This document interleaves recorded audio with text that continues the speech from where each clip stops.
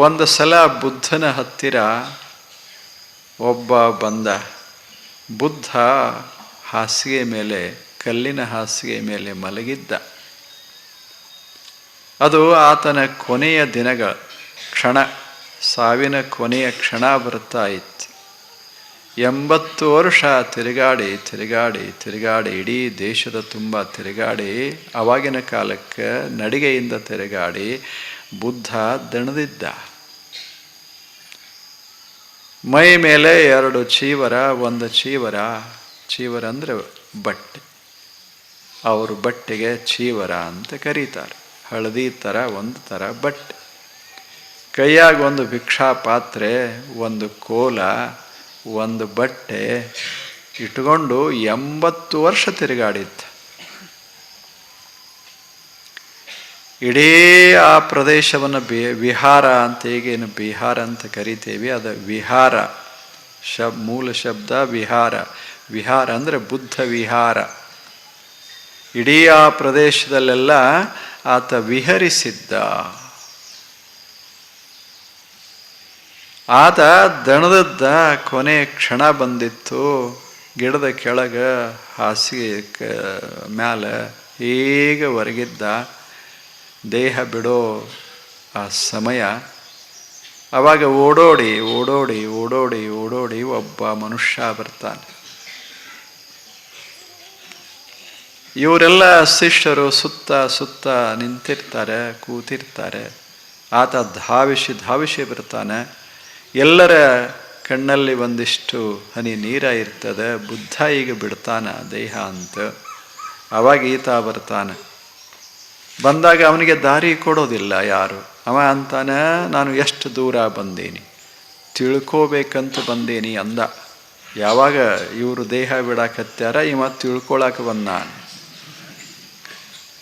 ಅವರು ಶಿಷ್ಯರಂದ್ರು, 80 ವರ್ಷ ಏನು ಮಾಡಿದ್ದಿ ಅಂದರು.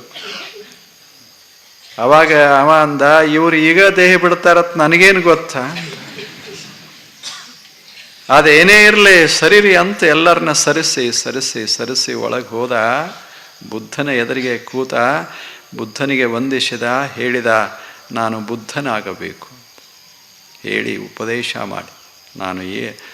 ನಾನು ಮುಕ್ತನಾಗಬೇಕು, ನಾನು ಬುದ್ಧನಾಗಬೇಕು, ನಾನು ಕೇವಲೀ ಆಗಬೇಕು, ನಾನಾಗಬೇಕು ಹೇಳಿ ಏನು ಮಾಡೋದು ಅಂದ. ಇದೇ ಕ್ಷಣ ಆಗಬೇಕು ಅಂದ. ಪಾಪ ಅವ ದೇಹ ಬಿಡ್ತಾ ಇದ್ದಾನ. ಇವ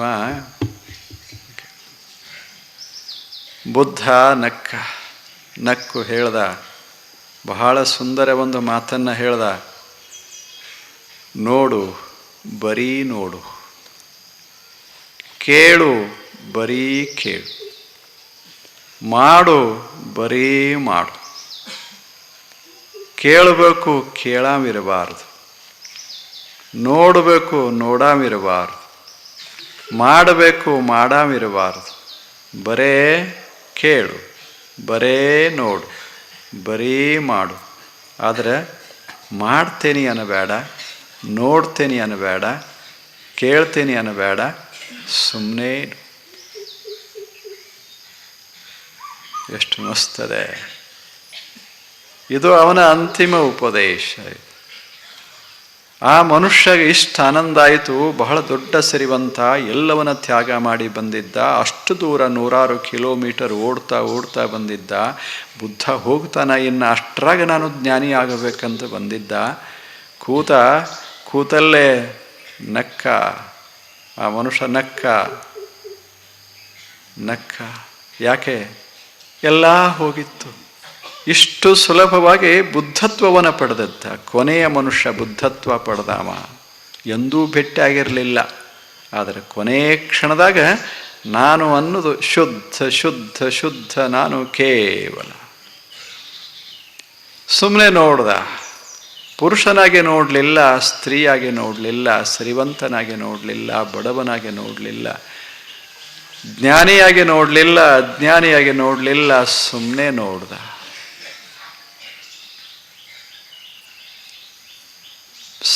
ನೋಡ್ದ. ತಾನು ಶಾಂತನಾಗಿದ್ದ. ಸುಮ್ಮನೆ ನೋಡಿದಾಗ ಮನುಷ್ಯ ಶಾಂತಿ ಇರ್ತಾನೆ. ಏನರೇ ಆಗಿ ನೋಡ್ದ ಅಂದರೆ ಏನರೇ ಆಗ್ತದೆ ಮನುಷ್ಯನಾಗ. ತಾಪ ಆಗುವುದಿಲ್ಲ. ಈ ಮನೆ ಮಾಲೀಕರಾಗಿ ನಾವು ನೋಡಿದರೆ ಎಲ್ಲರ ಒಂದಿಟ್ಟು ಬಣ್ಣ ಕೆಟ್ಟಿತ್ತಂದ್ರೆ ತಾಪಾಗ್ತದೆ. ಸುಮ್ಮನೆ ನೋಡಕ್ಕೆ ಹೋಗಿರ್ತೇವಲ್ಲ, ಈ ಗೋಳು ಗುಮ್ಮಟ ಅಂತ ನೋಡ್ತೇವೆ, ನಮಗೇನು ಯಾವ ಮೂಲಿ ಬಿದ್ರೇನು ಹಾದ್ರೇನು ಏನು, ಸುಮ್ಮನೆ ನೋಡೋದು. ನೋಡಕ್ಕೆ ಹೋಗಬೇಕಂತ ಹೇಳೋದಲ್ಲೇನು.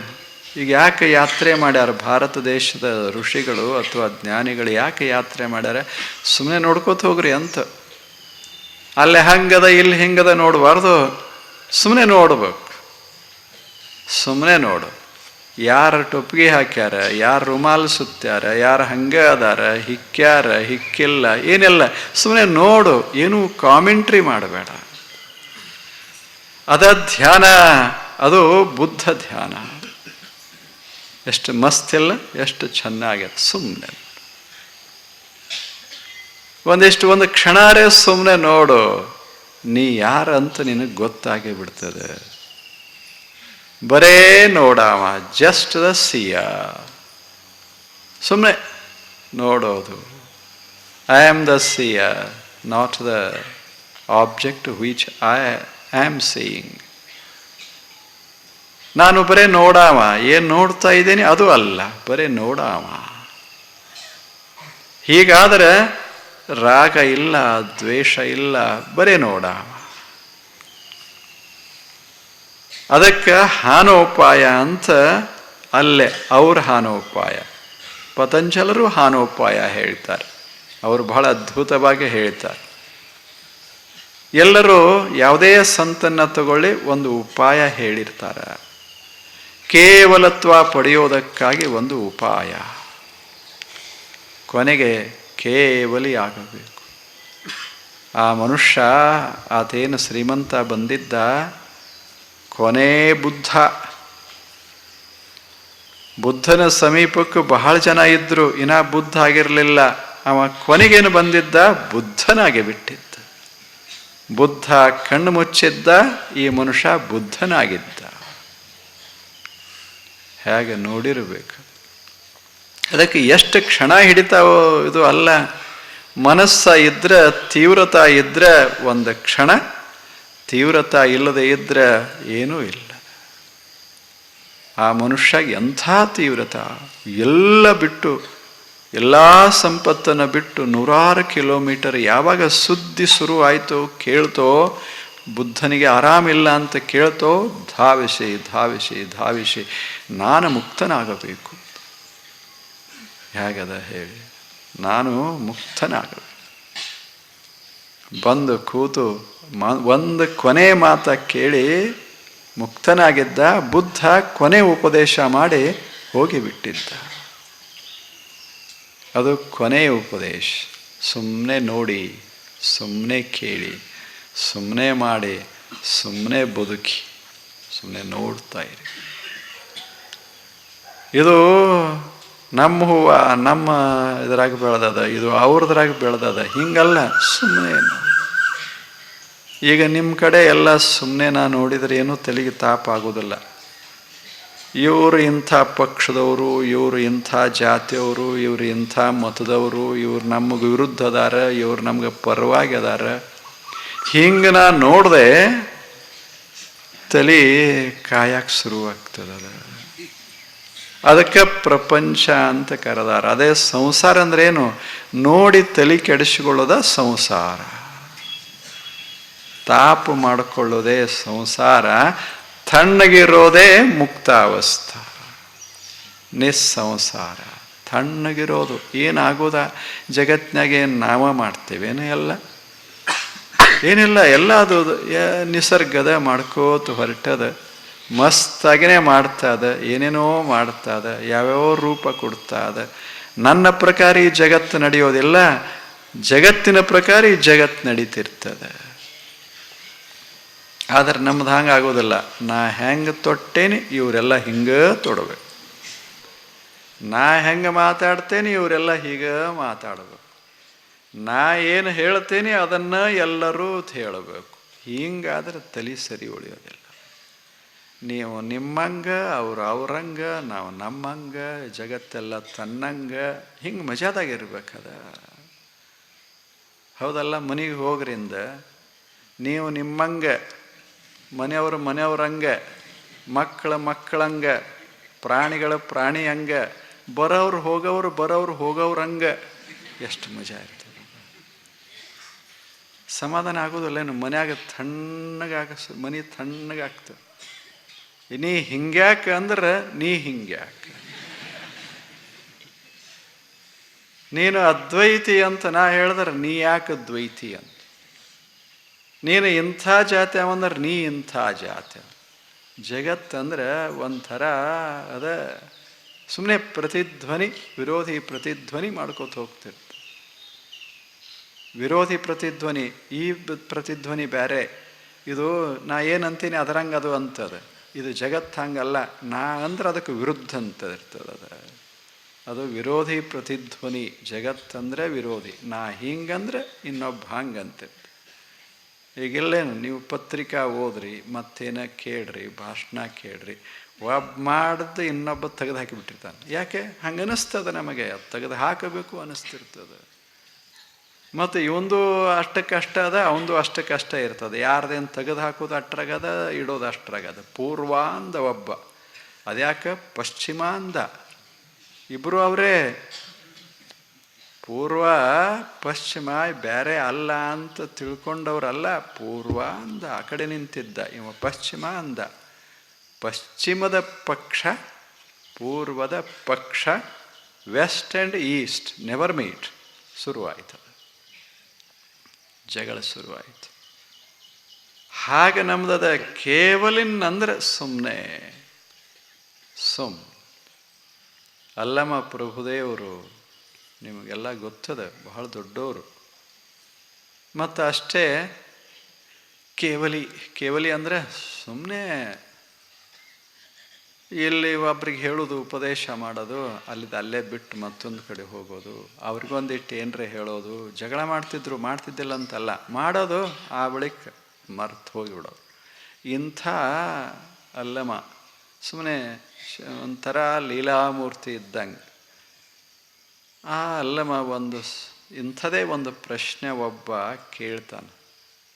ಒಬ್ಬ ಒಕ್ಕಲಿಗ ಕೇಳ್ತಾನೆ, ಏನಪ್ಪ ನಾನು ಒಕ್ಕಲ್ತನ ಮಾಡ್ತೇನೆ, ಸುಮ್ಮನೆ ಹಿಂಗೆ ತಿರುಗಾಡ್ತೀಯಲ್ಲ, ನೀನು ಒಂದಿಟ್ಟು ಯಾಕೆ ಮಾಡ್ಕೋಬಾರ್ದು ಅಂತಾನೆ. ಯಾರಿಗೆ? ಅಲ್ಲಂಬ್ರಿಗೆ. ಒಬ್ಬ ಒಕ್ಕಲಿಗ, ನಾನು ನೋಡು ಎಷ್ಟು ಚಂದ ಮಾಡ್ಕೊಂಡು ಹೊಂಟೇನಿ, ಬೆಳಿತೇನೆ, ದುಡಿತೇನೆ, ಮಾಡ್ತೇನೆ, ನಿನಗೂ ಒಂದಿಟ್ಟು ಊಟ ಕೊಡ್ತೇನೆ, ನಾನು ಒಂದಿಷ್ಟು ತಿಂತೇನೆ, ಹಿಂಗಿರ್ಬೇಕು, ಹಿಂಗೆ ಹೊರಟ್ರೆ ಹೆಂಗೆ? ಅವಾಗ ಅಲ್ಲಮ್ಮ ಹೇಳ್ತಾನೆ, ನೋಡೋ ನೀನು ಬರೇ ಜೋಳ ಗೋಧಿ ತಿಂತಿ, ನಾನೊಂಥರ ತಿಂತೇನೆ, ಮಜಾದಾಗ ತಿಂತೇನೆ. ಏನು ಅಂದ? ಆನಂದ ಅಂದ. ಹೆಂಗೆ ಅಂದ? ತನುವ ತೋಂಟವ ಮಾಡಿ,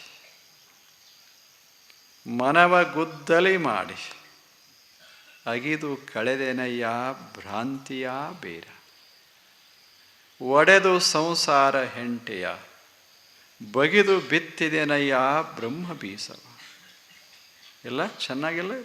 ಬಗೆದು ಬಿತ್ತಿದೆನಯ್ಯ ಬ್ರಹ್ಮ ಬೀಜ, ಅಖಂಡ ಮಂಡಲವೆಂಬ ಭಾವಿ, ಪವನವೇ ರಾಟಾಳ, ಸುಷುಮ್ನ ನಾಳದಿಂದ ಉದಕವ ತಿದ್ದಿ, ಬಸವಗಳೈವರು ಹಸಗೆಡಿಸಿಹರೆಂದು, ಆವಾಗಳು ಎನ್ನ ತೋಟದಲ್ಲಿ ಜಾಗರವಿರ್ದು ಸಸಿಯ ಸಲುಹಿದನು ಕಾಣ ಗುಹೇಶ್ವರ.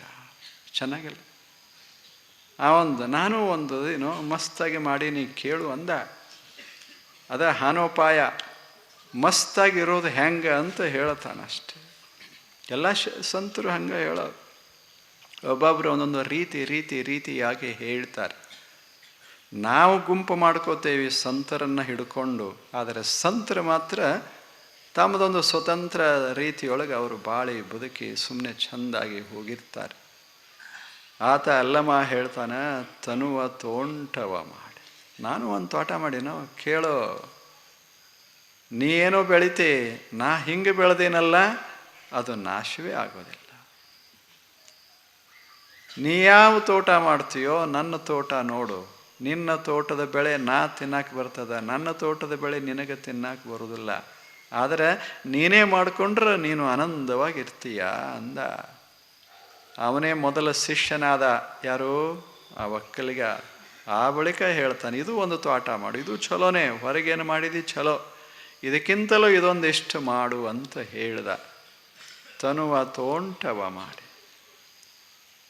ಇದೇನು ಅಂತಃಕರಣ ಅಂತದ, ಇದಕ್ಕೆ ತನು ಅಂತಾರೆ. ಅಂತಃಕರಣ ಒಳಗೆ, ಇದು ಹೊರಗಿನ ಶರೀರ, ಒಳಗೊಂದು ಶರೀರ, ಅದಕ್ಕೆ ಅಂತಃಕರಣ ಅಂತೇವಿ, ಅಥವಾ ಎದೆಯ ಹೃದಯ ಅಂತ ಇಟ್ಟುಕೋರಿ. ಅದೊಂದು ತೋಟ, ಅದೊಂದು ಭೂಮಿ. ಅದು ತನುವ ತೋಂಟವ ಮಾಡಿ, ಅದೊಂದು ತೋಟ ಅಂದರೆ ಅದೊಂದು ಬೆಳೆಯುವ ಭೂಮಿ. ಮನವ ಗುದ್ದಲಿ ಮಾಡಿ, ಮನಸ್ಸಂದ್ರೆ ನಿಶ್ಚಯ, ಸುಮ್ಮನೆ ಮಾಡೋದು, ಸಂಕಲ್ಪ ಮಾಡೋದು, ಮಾಡೋಣ ಒಂದೇನರೆ ಬೆಳೆಯೋಣ ಅಂತ ಅನ್ನೋದೇನು ಇಚ್ಛಾ ಅದಲ್ಲ. ಇದಕ್ಕೆ ಗುದ್ದಲಿ, ಏನಾರೇ ಬೆಳಿಬೇಕು ಈ ತೋಟದಾಗ ಅಂತ. ಹೀಗೆ ಬಿಡಬಾರ್ದು, ಇದನ್ನು ಚೆನ್ನಾಗಿ ಬೆಳಿಬೇಕು. ಯಾಕೆ ಮಣ್ಣು ಭಾಳ ಚಲೋ ಅದೆ, fertile. The soil is very fertile, can grow any fruit. ಅಲ್ಲೇ ಯಾವುದಾದ್ರೆ ಏನಾಯಿತು, ಮಸ್ತಾಗಿ ಬೆಳಿಬಲ್ಲೆವಿ, ನಮಗೆ ಬೇಕಾದ ಹಣ್ಣು ಬೆಳಿಬಲ್ಲೆವಿ. ಇಂಥ ತೋಟ, ಇದ್ರಾಗ ಏನಾರೇ ಬೆಳಿಬೇಕು ಅಂತ ಹೊರಡು, ಚಲೋ ಬೆಳಿಬೇಕು, ಇದು ನಿಶ್ಚಯ, ಇದನ್ನೇ ಬೆಳಿಬೇಕು, ಒಳ್ಳೆದನ್ನ ಬೆಳಿಬೇಕು. ಈ ಅಂತಃಕರಣದ ಬೆಳೆ ಅದು ಆನಂದ ಬೆಳೆಯಾಗಿರಬೇಕು. ಹಾಗೆ ಬೆಳಿಬೇಕಂತೇನು ಒಂದು ನಿರ್ಧಾರ ಸಂಕಲ್ಪ ಮಾಡ್ತೇವಲ್ಲ, ಆ ಸಂಕಲ್ಪವೇ, ಆ ಇಚ್ಛೆಯೇ ಏನು? ಗುದ್ದಲಿ. ಅದ ಗುದ್ದಲಿ. ಏನರೇ ಮಾಡೋಣ ಅಂತ ಹೊರಡೋದು, ಮನಸ್ಸು ಸ್ವಚ್ಛ ಸುಂದರವಾಗಿ ಮಾಡೋದು, ಒಳಗೆ ದೊಡ್ಡ ತೋಟ ಮಾಡೋದು. ಹೊರಗಿನ ತೋಟ ಬೇರೆ, ಒಳಗೊಂದು ತೋಟ ಬೇರೆ. ಹೊರಗಿನ ತೋಟ ನಾವು ಸ್ವಂತ ಖರೀದಿ ಮಾಡಬಹುದು, ಯಾರೇ ಅದನ್ನು ನಮಗೆ ಕೊಡಬಹುದು, ಇವೆಲ್ಲ ಆಗ್ತಾವ. ಮತ್ತು ಬಾಡಿಗೆನೂ ಕೊಡಬಹುದು, ಮಾಡಕ್ಕೆ ಕೊಡಬಹುದು, ಹೀಗೆಲ್ಲ ಮಾಡಬಹುದು. ಆದರೆ ಒಳದೋಟ ನಾವೇ ಮಾಡಬೇಕು. ನೀವಿಷ್ಟು ಮಾಡಿ ಕೊಡ್ರಪ್ಪ ಅಂತ ಆಂಧ್ರದವ್ರಿಗೆ ಆಗಲಿ, ತಮಿಳರಿಗೆ ಆಗಲಿ, ಮಹಾರಾಷ್ಟ್ರೀಯನಿಗೆ ಆಗಲಿ ಕೊಡ್ಲಿಕ್ಕೆ ಆಗೋದಿಲ್ಲ. ಕರ್ನಾಟಕದವರು ಸಹಾಯ ಮಾಡೋದಿಲ್ಲ, ಯಾರೂ ಮಾಡೋದಿಲ್ಲ. ನಮ್ಮ ತೋಟ ನಾವೇ, ಅಲ್ಲಿ ಯಾರನ್ನೂ ಬಾಡಿಗೆ ತಗೊಳ್ಳಂಗಿಲ್ಲ, ಕೂಲಿ ಹಚ್ಚಂಗಿಲ್ಲ, ಎಲ್ಲ ನಾವೇ ಮಾಡು. ಹೊರಗಿನ ತೋಟದಾಗ ಏನಾರೇ ಹಚ್ಚಿ ಮುಂಬೈದಾಗ ಇರ್ತಾನೆ, ಇಲ್ಲಿ ತ್ವಾಟ ಇರ್ತದೆ. ಇದು ಹಂಗಲ್ಲ, ನೀ ಇದ್ದಲ್ಲೇ ತ್ವಾಟ, ನೀವು ಹಾದಿ ತ್ವಾಟ ಇಲ್ಲ ಅಷ್ಟೆ. ತನುವ ತೋಂಟವ ಮಾಡಿ, ಈ ಮನಸ್ಸನ್ನು ಅಥವಾ ಅಂತಃಕರಣ, ಈ ಹೃದಯದೊಳಗೆ ಒಂದು ಸುಂದರ ತೋಟ ಬೆಳೆಸೋಣ ಅಂತ ಮೊದಲ ನಿರ್ಧಾರ ಮಾಡೋ. ಆ ಮನೋನಿರ್ಧಾರ ಇಚ್ಛೆ ಅದಲ್ಲ, ಆ ಇಚ್ಛೆಯೇ ಗುದ್ದಲಿ.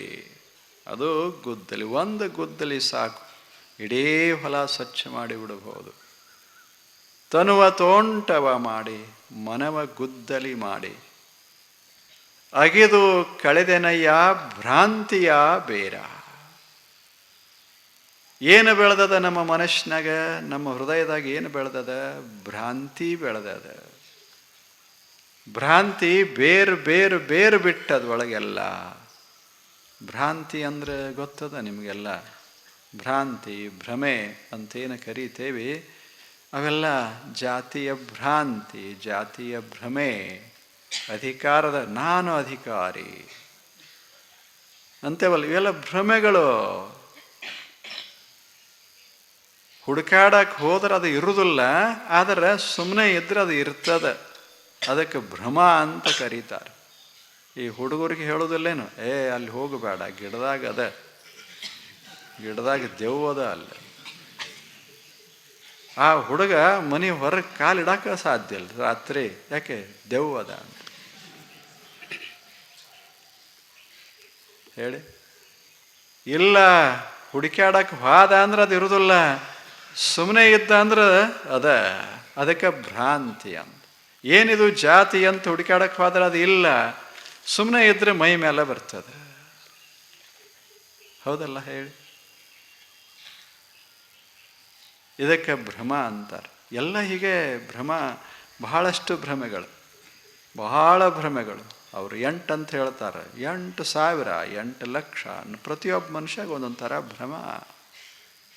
ನಾನು ಕುರ್ಚಿದ್ರೆ ಆರಾಮಿರ್ತೇನಪ್ಪ, ಇಲ್ಲಿಕಂದ್ರೆ ಆಗೋದು. ಅದು ಇದ್ರೆ ಬದುಕೋದು, ಇಲ್ಲಿಕಂದ್ರೆ ಎದಕ್ಕೆ ಬದುಕಬೇಕು? ಜೀವನದಾಗ ಚೇರ್ಮನ್ ಆಗ್ಲಾರ್ದೆ ಏನದ? ಜೀವನದಾಗ ಒಮ್ಮೆ ಆಗಿಬಿಡೋದಪ್ಪ. ಹೋಗಲಿ, ಮನೆ ಹೋಗಲಿ, ಹೊಲ ಹೋಗಲಿ, ಎಲ್ಲ ಹೋಗಲಿ, ಒಮ್ಮೆ ನಿಲ್ಲೋದದ, ಖರ್ಚು ಮಾಡೋದದ, ಮುಗಿಸೇ ಬಿಡೋದು. ಒಮ್ಮೆ ಆದರೆ ಸಾಕು, ಜೀವನ ಸಾರ್ಥಕ ಆಯ್ತು. ಇವೊಂದು ಭ್ರಮ, ಹೌದಲ್ಲ? ಮತ್ತು ಚೇರ್ಮನ್ ಅಂದರೆ ಎದರದ್ದೆಲ್ಲ ಒಂದು ಸಣ್ಣ ಸಂಘ ಅಷ್ಟೇ. ಅಷ್ಟಕ್ಕೆ ಇಷ್ಟು ಹೋರಾಟ ಮಾಡ್ತಿರ್ತಾನೆ. ಇಡೀ ಜೀವನ ಇರೋದೇ ಟು ಬಿಕಮ್ ಎ ಚೇರ್ಮನ್. ಅದಲ್ಲ, ಎಷ್ಟು ಮಜಾ ಅದ. ಹಿಂಗಾಗ್ತದೆ. ಇದಕ್ಕೆ ಭ್ರಮ ಅಂತಾರೆ. ಇಂಥ ಭ್ರಮೆ ಎಲ್ಲಿ ಬೆಳೆದದ? ಜೇಕ್ ಆಗಿ ಇಲ್ಲ, ಕರಿಕೆಯಾಗಿ ಎದೆಯಾಗಿ ಬೆಳೆದದ. ಹೊರಗೆ ಬೆಳೆದ್ರೆ ಕಿತ್ತು ತೆಗಿಬಹುದು, ಎದೆಯಾಗೆ ಬೆಳೆದ ಬಳಕೆ ಎಷ್ಟು ಕಷ್ಟ ಆಗಬಹುದು. ಅದ ಯಾರು ಬಂದರೆ ಏನು ತೆಗ್ಯಾಕೆ ಅದು ಹೋಗೋದಲ್ಲ. ಅದು ಅಷ್ಟು ಒಳಗೆ ಸೇರಿ ಬಿಟ್ಟಿರ್ತದೆ. ಅದು ಭ್ರಮ. ಇಂಥ ಭ್ರಮೆ ಒಂದಲ್ಲ, ಎರಡಲ್ಲ, ಬಹಳ ಭ್ರಮೆಗಳು, ಹೀಗೆ ಅನೇಕ ಭ್ರಮೆಗಳು. ಇಂಥ ಅನೇಕ ಭ್ರಮೆಗಳು ಒಳಗೆ ಆ ಭೂಮ್ಯಾಗ ಬೆಳೆದಾವ. ಇನ್ನು ಬೆಳೆ ಏನು ಬರ್ತದೆ ಅದ್ರಾಗ? ಅದಕ್ಕೆ ಅಲ್ಲಮ್ಮ ಹೇಳ್ತಾನೆ, ನೋಡು, ನೀನು ಏನರ ಒಳ್ಳೆಯ ಆಗಬೇಕು, ದೊಡ್ಡ ಜ್ಞಾನಿ ಆಗಬೇಕು, ಯೋಗಿ ಆಗಬೇಕು, ಆನಂದವನ್ನು ಅನುಭವಿಸಬೇಕಂತಿದ್ರೆ ಏನು ಮಾಡು? ಮೊದಲು ಅದನ್ನು ತನುವ ತೋಂಟವ ಮಾಡಿ, ಮನವ ಗುದ್ದಲಿ ಮಾಡಿ ಅಗಿದು ಕಳಿಬೇಕು. ಏನು? ಭ್ರಾಂತಿಯ ಬೇರ ಮ್ಯಾಗಿಂದ ಅಗಿ ಅಂತ ಹೇಳಿಲ್ಲ ಅವರು, ಬೇರು ತೆಗಿಬೇಕು. ಮ್ಯಾಲ ತೆಗಿಯೋದು ಬೇರೆ. ಈಗ ಹರಗಿ ಬಿಟ್ರೆ ಮ್ಯಾಗಿಂದ ಹೋಗೋದಿಲ್ಲೇನು? ಕರಿಕಿ ಮ್ಯಾಗಿಂದೆಲ್ಲ ಹೋಗೇ ಬಿಡ್ತು, ಹೊಲ ಸ್ವಚ್ಛ ಕಾಣಿಸ್ತದೆ, ಆದರೆ ಸ್ವಚ್ಛ ಇಲ್ಲ, ಒಳಗೆಲ್ಲ ಸೇರ್ಕೊಂಡ್ಬಿಟ್ಟದ. ಹಾಗೆ ಮ್ಯಾಲ ಮಾಡೋದು ಬೇರೆ, ಒಳಗೇನು ಬೇರೆ ಬಿಟ್ಟಿರ್ತದಲ್ಲ ಅದನ್ನು ತೆಗಿಬೇಕು. ಭ್ರಾಂತಿಗಳನ್ನು ಕೈ ಬಿಡಬೇಕು. ಅಗೆದು ಕಳೆದೆನಯ್ಯ ಭ್ರಾಂತಿಯ ಬೇರ.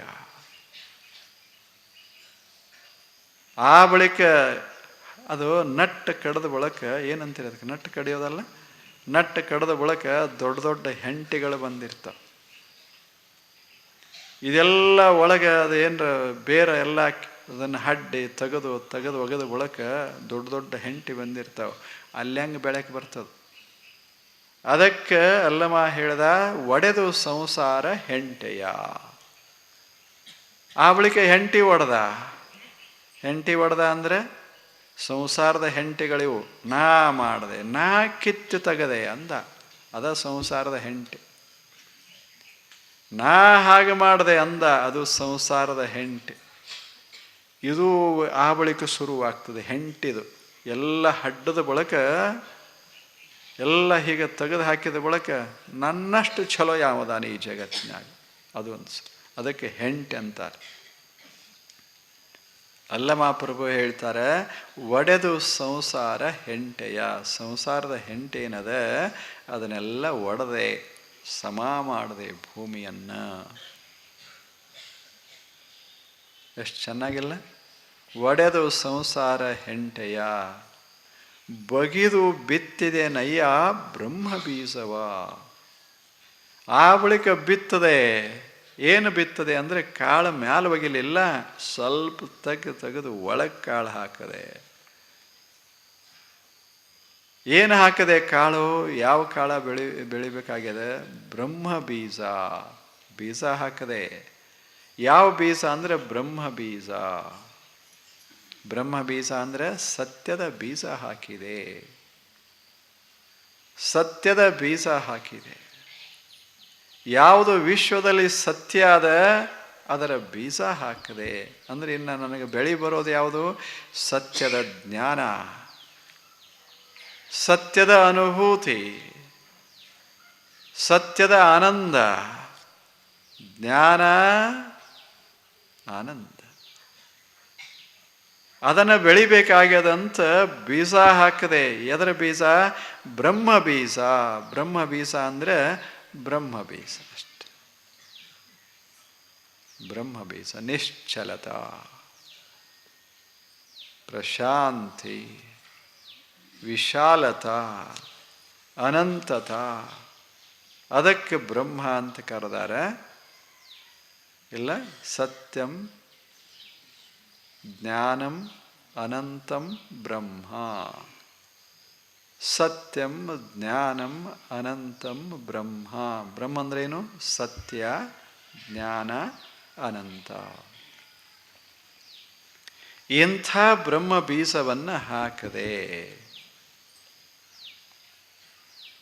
ಬ್ರಹ್ಮ ಬೀಜವ ಬಗೆದು ಬ್ರಹ್ಮ ಬೀಜವನ್ನು ಹಾಕದ, ಒಡೆದು ಸಂಸಾರ ಹೆಂಟಿಯ ಬಗೆದು ಹಾಕಿದೆನು ಬ್ರಹ್ಮ ಬೀಜವ. ಮುಂದೇನು ಮಾಡ್ದ? ಅಖಂಡ ಮಂಡಲವೆಂಬ ಭಾವಿ, ಪವನವೇ ರಾಟಾಳ. ಎಷ್ಟು ಚಂದ! ಅಖಂಡ ಮಂಡಲವೆಂಬ ಭಾವಿ, ಪವನವೇ ರಾಟಾಳ. ಸುಷುಮ್ನ ನಾಡಿಯಿಂದ ಉದಕವನ್ನು ತಿದ್ದಿ ನೀರುಣಿಸಿಬಿಟ್ಟೆ. ಎಷ್ಟು ಚಂದ ಹೇಳ್ತಾನೆ. ಅದರ ಅರ್ಥ ಏನು ಅಂದರೆ, ಅಖಂಡ ಮಂಡಲ ಇದು ಭಾವಿ. ಈಗ ತಲೆ ಅಂತ ಇಟ್ಕೊಳ್ಳಿ, ತಲೆಯಾಗ ಏನಿಲ್ಲ, ಖಾಲೇ ಖಾಲೇ ಖಾಲೇ ತಲೆ. ಅಖಂಡ ಮಂಡಲ ಎಂಬ ಭಾವಿ. ಆ ಬಾವಿಯೊಳಗೆ ನೀರ, ಇದಕ್ಕೇನು ಬೇಕೋ ಅಂಥ ನೀರ. ಆ ನೀರನ್ನು ಪವನ ರಾಟಾಳದ ಮೂಲಕ ತೆಳಗಿಳಿಸಿ ಹಾಕದೆ. ಪವನ ರಾಟಾಳ ಅಂದರೆ ಈಗೇನು ಉಸಿರಾಡಿಸ್ತೇವಲ್ಲ, ಪ್ರತಿ ಉಸಿರ ಉಸಿರ ಉಸಿರ ಉಸಿರ, ಪ್ರತಿ ಕ್ಷಣ ಕ್ಷಣ ಕ್ಷಣ. ಉಸಿರಂದರೆ ಕ್ಷಣ. ಪ್ರತಿ ಕ್ಷಣ ಅದನ್ನೇ ಧ್ಯಾನ ಮಾಡದೆ, ಅದರದೇ ನೆನಹ ಮಾಡದೆ, ಹೀಗೆ ಪ್ರತಿ ಕ್ಷಣ ಮಾಡ್ತಾ ಇರೋದರಿಂದ, ಬ್ರಹ್ಮದ ನೆನಹ ಮಾಡೋದರಿಂದ, ಅಖಂಡ ಮಂಡಲ ಅಂದರೆ ಬ್ರಹ್ಮ, ಅಖಂಡ ಮಂಡಲದ ನೆನಹ ಮಾಡೋದರಿಂದ ನೀರು ಬಂತು. ಅದೇ ಧ್ಯಾಸ ಬಂತು, ಭಾನ ಬಂತು. ಆ ಭಾನಕ್ಕೆ ನೀರು ಅಂತ ಅದನ್ನು ಹಣಸದ. ಅದೇ ಭಾನ. ಯಾವಾಗ ಎದೆಯೊಳಗೆ ಬ್ರಹ್ಮ ಬೀಜ ಊರಿ ಅದನ್ನು ನೀರು ಹಾಕಿದ, ಅವಾಗ ಏನು ಬೆಳೀತು? ಭಾಳ ಚಲೋ ಹೇಳ್ತಾನೆ. ಅವಾಗ ಅಂತಾನೆ, ಸುಷುಮ್ನ ನಾಡಿಯಿಂದ ಉದಕವ ತಿದ್ದಿ ಮುಂದೇನು ಮಾಡ್ದ? ನೀರು ಹಾಕದ. ಹಾಕಿ ಬೆಳೆ ಹಿಂಗೆ ಬಂತು. ಆ ಬೆಳೆ ಎಲ್ಲರೇ ಇವು ದನಗಳು ತಿಂದಾವ ಅಂತ ತಿಳ್ಕೊಂಡು ಹಗಲ ರಾತ್ರಿ ಜಾಗರವಿದ್ದು ಈ ಸಸಿಯ ಸಲುಹಿದೆನು ಕಾಣ. ಸಸಿ ಸಲುಹಬೇಕು, ಅದಕ್ಕೆ ಹಗಲ ರಾತ್ರಿ ಜಾಗೃತವಾಗಿದ್ದೆ. ಎಚ್ಚರಾಗಿರೋದು. ಯಾಕೆ? ಸಸಿ ಬಹಳ ತಕ ಇರೋದು, ಅದು ಬಹಳ ಮೆತ್ತಗಿರ್ತದೆ, ಇಷ್ಟ ಇರ್ತದೆ. ದನಗಳು ಬಹಳ ಅದಾವ. ಬಸವಗಳೈವರು 5 ಥರ ದನ ಅದಾವ ಈ ಜಗತ್ನ್ಯಾಗ. ಸಂತೋಷವನ್ನು ಕೆಡಿಸೋ ದನಗಳದಾವ ಇಲ್ಲಿ. ಮನಸ್ಸಿನ ನಿಶ್ಚಲತೆಯನ್ನು ಕೆಡಿಸೋ ದನಗಳದಾವ. ಬ್ರಹ್ಮ ಬೀಜದ ಅಂಕುರ ಬಂದದ ಸಸಿಯಾಗಿ ಹಿಂಗೆ ಬೆಳೀತಾ ಇರುವಾಗ ಸಸಿಯನ್ನೇ ತೆಗೆದು ಹಾಕುವಂಥ ದನಗಳದಾವ. ಆ ದನ ಯಾವುವು? 5 ಅದಾವ. 5 ದನ ಅದಾವ. ಏನೇನು ದನಗಳು? ಯಾರ್ದರೆ ಶಬ್ದ ಕೇಳ್ದೇವಿ ಅಂದ್ರೆ ಒಳಗಿಂದು ಹೋಗ್ತದೆ. ಈಗಾಗೋದಲ್ಲ. ಈಗೆಲ್ಲ ನಾವು ಅಲ್ಲಮ ಪ್ರಭುವಿನ ಬ್ರಹ್ಮ ಬೀಜದ ಮಾತು ಕೇಳ್ತಾ ಇದ್ದೇವೆ. ಈಗ ಹಿಂಗೆ ಎದ್ದು ಹೋಗುವಾಗ ಒಬ್ಬನ ಕಾಲ ಮ್ಯಾಗ ನಿಮ್ಮದು ಕಾಲು ಸುಮ್ಮನೆ ಹಿಂಗೆ ಬೀಳ್ತದೆ. ಗೊತ್ತಿರೋದಿಲ್ಲ, ಸುಮ್ಮನೆ ಅಕಸ್ಮಾತಾಗಿ. ಆವಾಗ ಅವ ಏನೋ ಕುರುಡದಿ ಏನೋ ನೀನು ಅಂತ ಬೈತಾನೆ. ಬುದ್ಧಿಲ್ಲ ನಿನಗೆ? ಯಾರ ಕಾಲ ಮ್ಯಾಗ ಯಾರ ಕಾಲದ ಎಲ್ಲಿ ಇಡಬೇಕಂತ ಗೊತ್ತಿಲ್ಲ ನಿನಗೆ, ಕೇಳ್ತೀಯಲ್ಲೋ ಅಂತಂದು ಹಿಂಗಂದು ಕೂಡಲೇ ಇಷ್ಟು ತಾಪಾಗ್ತದೆ. ಶಬ್ದ ಹೋಗಿ ಒಳಗೇನು ಸಮಾಧಾನ ಇತ್ತಲ್ಲ, ಬ್ರಹ್ಮ ಬೀಜದ ಬೆಳ್ಯಾಕೆ ಹತ್ತಿತ್ತಲ್ಲ, ಅದನ್ನು ತಿಂದು ಹಾಕಿ ಬಿಡ್ತದೆ. ಮನೆಗೆ ಹೋದ ಬಳಿಕ ಪತ್ರ ಬರ್ದವಂಗ ನೋಡು, ಬ್ರಹ್ಮ ಬೀಜ ಎಲ್ಲಿ ಹೋಯ್ತು? ಬ್ರಹ್ಮ ಪೈರ್ ಎಲ್ಲಿ ಹೋಯ್ತು? ಜ್ಞಾನದ ಪೈರ, ಶಾಂತಿಯ ಪೈರ ಎಲ್ಲಿ ಹೋಯಿತು? ಶಬ್ದ ತೆಗೆದುಹಾಕಿ ಬಿಡ್ತದ. ದನ ಇದ್ದಂಗಿದು. ಚಲೋ ಶಬ್ದನೂ ಇರ್ತಾವ, ಅವು ರಕ್ಷಣೆ ಮಾಡ್ತಾವ, ಅವು ಆಗುವುದಿಲ್ಲ. ಇಲ್ಲಿ ಕೆಲವು ಅದಾವ. ಆ ಬಳಿಕ ಸ್ಪರ್ಶ. ಸ್ಪರ್ಶ. ಮೂರನೇದ್ದು ರೂಪ. ನಾಲ್ಕನೇದ್ದು ರಸ. ಐದನೇದ್ದು ಗಂಧ. ಇವು ದನ 5. ಇವಕ್ಕೆ 5 ದನ ಅಂತಾರೆ. ಇದನ್ನು ಬೇರೆ ರೂಪದಾಗ ಹೇಳೋದಾದ್ರೆ ರೊಕ್ಕ, ಹೊಲ, ಮನಿ,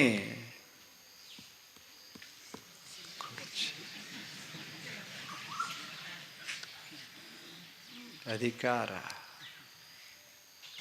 ಇಲ್ಲ, ಇವೆಲ್ಲ ಈ ದನಗಳು. ಇವು 5 ಅಲ್ಲ, ಬೇಕಾದಷ್ಟು ಅಷ್ಟು ದನಗಳು.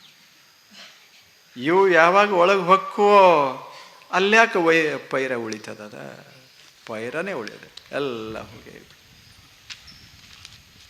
ಮಜಾ ಇಲ್ಲ. ಅಲ್ಲ ಮಹಾಪ್ರಭು ಎಷ್ಟು ಮಸ್ತಾಗಿ ಹೇಳ್ತಾನೆ. ತನುವ ತೋಂಟವ ಮಾಡಿ, ಮನವ ಗುದ್ದಲಿ ಮಾಡಿ, ಅಗೆದು ಕಳೆದೆನಯ್ಯ ಭ್ರಾಂತಿಯ ಬೇರ, ಒಡೆದು ಸಂಸಾರ ಹೆಂಟೆಯ, ಬಗೆದು ಬಿತ್ತಿದೆನಯ್ಯ ಬ್ರಹ್ಮ ಬೀಸವ,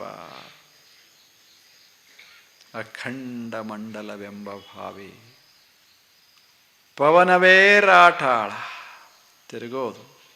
ಇದು ಇರ್ತಾವಲ್ಲ ಜಲಚಕ್ರ, ಜಲಯಂತ್ರ ಚಕ್ರ ಅಂತೇವಲ್ಲ, ಇವು ಬಟ್ಟಲುಗಳಿರ್ತಾವ, ಕೆಳಗೆ ಹೋಗ್ತಾವ, ಖಾಲಿಯಾಗಿ ತುಂಬ್ಕೋತಾವ, ಮ್ಯಾಲೆ ಬರ್ತಾವ, ಹೊರಗೆ ನೀರು ಹಾಕ್ತಾವ.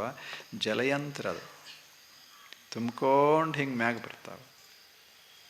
ಹಾಗೆ ಕ್ಷಣ ಕ್ಷಣ ಕ್ಷಣ ಕ್ಷಣ ಬ್ರಹ್ಮದ ಭಾನ ತುಂಬಕ್ಕೆ ಶುರುವಾಯಿತು ಅಂದರೆ ನೀರ ಹೃದಯಕ್ಕೆ ಇಳಿತದೆ, ಅಲ್ಲಿ ಬ್ರಹ್ಮ ಬೀಜ ಬೆಳೀತದೆ. ಪವನವೇ ರಾಟಾಳ, ಕ್ಷಣ ಕ್ಷಣದ ಪ್ರವಾಹ, ಅದಕ್ಕೆ ಪವನ ಅಂತೇವಿ. ಉಸಿರಾಟ, ಕ್ಷಣ ಕ್ಷಣದ ಪ್ರವಾಹ. ಪವನವೇ ರಾಟಾಳ, ಸುಷುಮ್ನ ನಾಡಿ ಅಂದರೆ ಏಕಾಗ್ರತ. ಏಕಾಗ್ರತೆಯಿಂದ ಆ ಕಡೆ ಲಕ್ಷ್ಯ ಕೊಟ್ಟು ಹೀಗೆ ಮಾಡಿದರೆ ಪವನವೇ ರಾಟಾಳ, ಸುಷುಮ್ನ ನಾಳದಿಂದ ಅಖಂಡ ಮಂಡಲವೆಂಬ ಭಾವಿ, ಪವನ ರಾಟಾಳ. ಆ ಬಳಿಕ ಸುಷುಮ್ನ ಮಾರ್ಗದಿಂದ ಉದಕವ ಅಂತೇನದಲ್ಲ, ಉದಕಂದ್ರೆ ಲಕ್ಷ, ಅದನ್ನು ತಂದು ಇಲ್ಲಿ ಹಾಕೋದು. ತಿದ್ದಿ ಬಸವಗಳೈವರು ಹಸಗೆಡಿಸಿಹರೆಂದು. ಮತ್ತು ಅವಕ್ಕೆ ಬೈಬಾರದು. ಯಾವ ನಾಶ ಮಾಡ್ತಾವ ಅದಕ್ಕೆ ಬೈಬಾರದು. ಯಾಕೆ? ಅವು ದನಗಳು. ದನಕ್ಕೆ ಬೈತಾರೆ? ದನ ತಿನ್ನೋವೆ, ಅವಕ್ಕೇನು ಗೊತ್ತದೆ ಏನು ತಿನ್ನಬೇಕು ಏನು ತಿನ್ನಬಾರ್ದು ಅಂತ ಪಕ್ಕಾ ಗೊತ್ತಿಲ್ಲ. ಇವ್ರದ ತಿನ್ನಬೇಕು ಇವ್ರದ ತಿನ್ನಬಾರ್ದಂತೂ ಗೊತ್ತಿರೋದಿಲ್ಲ. ಹೌದಲ್ಲ? ಯಾಕೆ? ದನ. ನಾವೇನು ಮಾಡಬೇಕು ಅಂದರೆ ದನ ಬೈಯಕ್ಕೆ ಹೋಗಬಾರ್ದು, ದನ ಬಡಿಯಕ್ಕೆ ಹೋಗಬಾರ್ದು, ಅದನ್ನು ಹೊರಗಿಡಬೇಕು ಅಷ್ಟೇ, ಒಳಗೆ ಬಿಡಬಾರ್ದು ಅಷ್ಟೆ.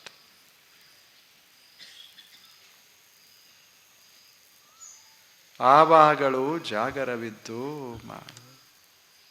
ಬಸವಗಳೈವರು ಹಸಗೆಡಿಸಿಹರೆಂದು ಸಮತೆ ಸೈರಣೆ ಎಂಬ ಬೇಲಿಯ ನಿಕ್ಕಿ. ಬೇಲಿನೂ ಹಾಕದ. ಯಾವ ಬೇಲಿ? ಸಮತೆ ಮತ್ತು ಸೈರಣೆ, ಇದ ಬೇಲಿ. ಹೋಗ್ಲಿ ಬಿಡು, ಇದ ಸೈರಣೆ ಅಂತಾರೆ ಇದಕ್ಕೆ. ಅವ ಬೈದ, ಹೋಗ್ಲಿ ಬಿಡು. ಇವ ಹೊಡೆದ, ಹೋಗ್ಲಿ ಬಿಡು. ಎಷ್ಟು ಮಜಾ ಇಲ್ಲ ಇದು? ಸೈರಣೆ ಇದು. ಸಮತೆ, ಅವರು ಇವರು ಇರಲಿ ಬಿಡು. ಅವ್ರು ಭಾಳ ದೊಡ್ಡವರಾದರು, ನಿನ್ನ ಕೂಡ ಆಗಿದ್ರು, ಪರೀಕ್ಷಾ ಪಾಸ್ ಆದರೂ ಅವ ಹಂಗಾದ, ನೀ 10 ವರ್ಷ ಆದರೂ ಹಿಂಗೆ ಕುಂತಿಯಲ್ಲ, ಆಗಲಿ ಬಿಡು, ಹೋಗಲಿ ಬಿಡು, ಒಂದು ಆಗಲಿ ಬಿಡು, ಇರಲಿ ಬಿಡು. ಸಮತೆ ಸೈರಣೆ. ಬೇಲಿ ಇದು. ಈ ಬೇಲಿ ಒಂದಿತ್ತು ಅಂದರೆ ಒಳಗೆ ಪೈರೇನು ಬೆಳೀತದಲ್ಲ, ಸಮಾಧಾನದ ಪೈರೇನು ಬೆಳೀತಾ ಇದೆ, ಜ್ಞಾನದ ಪೈರೇನು ಬೆಳೀತದ, ಅದು ನಾಶ ಆಗೋದಿಲ್ಲ. ಕೊನೆಗೆ ಅದು ದೊಡ್ಡದಾಗಿ ಆಗಿ ಆಗಿ ಆಗಿ ಪ್ರಶಾಂತಿ, ಪರಮಶಾಂತಿಯ ಫಲವನ್ನು ಕೊಡ್ತದೆ. ಮನುಷ್ಯ ಅಲ್ಲಮನಾಗ್ತಾನ. ಎಷ್ಟು ಚಂದಿಲ್ಲ. ಅದ್ರಾಗೆಲ್ಲ ಹೇಳ್ದ. ಇದು ಹಾನೋಪಾಯ, ಅಲ್ಲಮ ಪ್ರಭುಗಳ ಹಾನೋಪಾಯ, ಬುದ್ಧನ ಹಾನೋಪಾಯ. ಬರೀ ನೋಡು, ಬರೀ ಕೇಳು ಬುದ್ಧಂದು. ಇಲ್ಲೇ ಸಮತೆ ಸೈರಣೆ, ಸಮತೆ ಸೈರಣೆ.